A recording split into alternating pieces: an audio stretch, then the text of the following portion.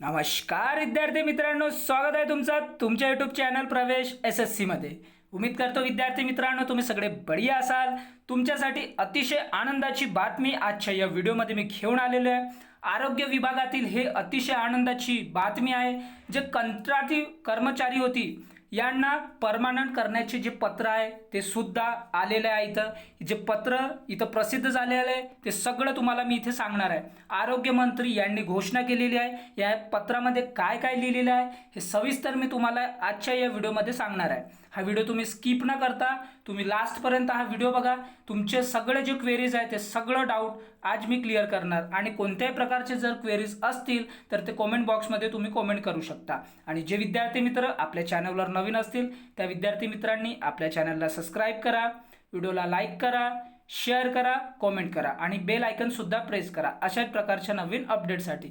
यामध्ये जे 10 वर्ष आणि 10 वर्षापेक्षा जास्त जे कंत्राटी पद्धतीचे जे कर्मचारी आहेत त्यांना इथे खूप सुवर्ण संधी जे मंत्र्यांनी आहे ते दिलेले आहे। या पत्रामध्ये सगळं आता मी सविस्तर तुम्हाला काय दिलेलं आहे त्यांनी हे सांगतो। तर चला विद्यार्थी मित्रांनो व्हिडिओला लेट न करता व्हिडिओला आपण सुरुवात करूया। यामध्ये तुम्ही बघू शकता हे 11 जुलै 2025 ला प्रसिद्ध झालेले आहे। मंत्री सार्वजनिक आरोग्य व कुटुंब कल्याण महाराष्ट्र राज्य। त्याचबरोबर इथं लिहिलेलं आहे मान्य श्री हसन मुश्रीफ साहेब, मंत्री वैद्यकीय शिक्षण मंत्रालय राज्य मंत्रालय मुंबई। याबाबत इथे तुम्ही बघू शकता की विषय काय दिलेला आहे। राष्ट्रीय आरोग्य अभियानांतर्गत कार्यरत कंत्राटी कर्मचाऱ्यांच्या सेवा समावेशनाबाबत इथे दिलेला आहे। त्याचबरोबर इथे संदर्भ दिलेला आहे सार्वजनिक आरोग्य विभाग शासन। इथे आरोग्य 7 क्रमांक 14 मार्च 2024 इथे ग्रामविकास व पंचायत विभाग बांधकाम भवन इथे दिलेला आहे। त्याचबरोबर इथे काय सविस्तर दिले आहे इथे बघू शकता तुम्ही।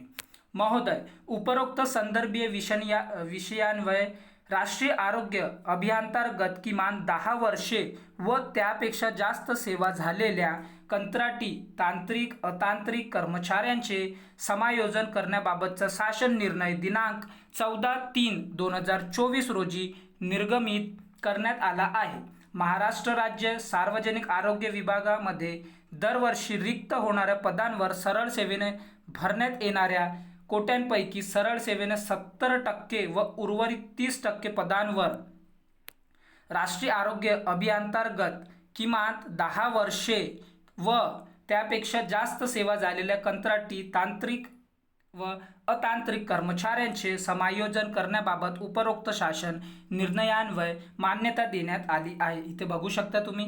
त्याचबरोबर इथे संदर्भ क्रमांक 2 अन्वये जिल्हा परिषद सरळ सेवा भरती 2023-24 अंतर्गत निवड सूची व प्रतीक्षा सूचीमधील उमेदवार संपल्यावरही पदे रिक्त राहत असल्यास अनाथ दिव्यांग समांतर आरक्षण वगळून उर्वरित रिक्त पदे गुणवत्ता यादीमधील अतिरिक्त निवड सूची प्रतीक्षा सूची तयार करून भरण्याबाबत कळविण्यात आले आहे।